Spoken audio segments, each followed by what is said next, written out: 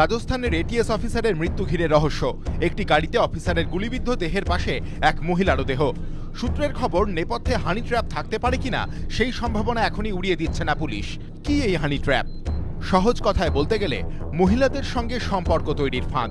সেই ফাঁদে ফেলে কখনো গোপন তথ্য বার করে নেওয়া হয়, কখনো শুরু হয় ব্ল্যাকমেল। তাৎপর্যপূর্ণ বিষয় হলো, সূত্র মারফত জানা গিয়েছে রাজস্থানের পুলিশ অফিসার তার সুইসাইড নোটে লিখে গিয়েছেন ওই মহিলা তাকে ব্ল্যাকমেল করছিলেন। এখানেও নেপথ্যে কি হানি ট্র্যাপ, যে ফাঁদ অনেক সময়ই মারণ ফাঁদে পরিণত হয়।